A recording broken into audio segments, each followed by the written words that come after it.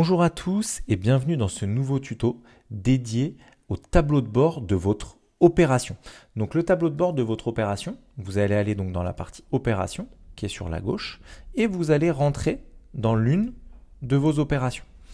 Alors on va constater plusieurs parties. Déjà on a toute une partie information. Donc information, ça va être le statut de votre opération.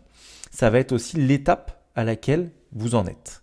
Vous avez également les lots qui ont été créés avec la surface qui est reprise. Donc là, elle est à 0 parce qu'elle n'a pas été renseignée.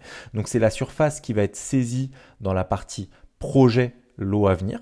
Le statut, est-ce qu'il est vendu, non vendu? Et vous pouvez retourner directement sur le lot en question en cliquant sur Action.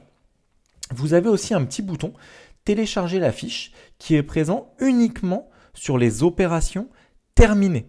Et en fait, c'est un document de synthèse de votre opération qui va reprendre donc une image, alors là qui est absente puisqu'en fait on n'en a pas mis, une image qui va reprendre du coup le plan, tous les éléments financiers avec la marge, la rentabilité, etc. Donc ça c'est vraiment le document de synthèse et c'est le document qui est repris du coup dans vos dossiers de financement pour les fiches références. Donc ça c'est la première partie information. Ensuite vous avez le bilan en temps réel de votre opération. Donc le bilan en temps réel, il va reprendre plusieurs éléments. Il va reprendre notamment le prix d'achat. Donc ça, c'est ce qu'on va avoir dans notaire achat. Les frais d'acquisition, ça c'est également ce qu'on va avoir dans notaire achat. Donc là, on est vraiment sur le réel.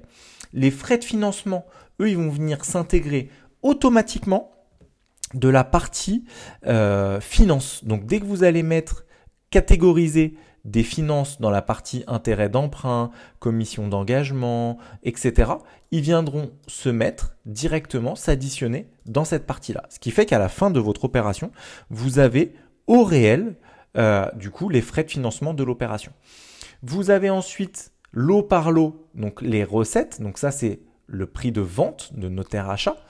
Les dépenses, donc les dépenses, même principe que les frais de financement, les dépenses vont venir se récupérer directement de la partie finance, donc tous ceux qui sont dans la catégorie dépenses, de manière automatisée et pondérée par rapport donc à la pondération qui a été saisie dans la simulation.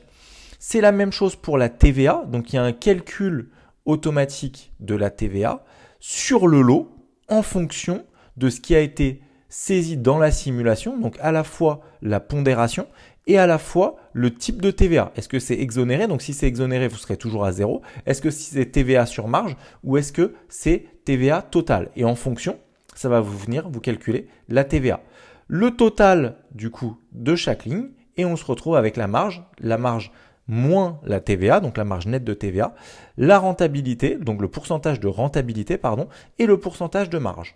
Vous avez également tous les contacts qui sont intervenus sur le projet. Vous pouvez bien sûr aller voir directement les fiches contacts et le calendrier réel de votre opération. Donc là, ça reprend vraiment les dates réelles et non le calendrier prévisionnel. Donc une fiche vraiment de synthèse complète avec tous les éléments clés de votre opération.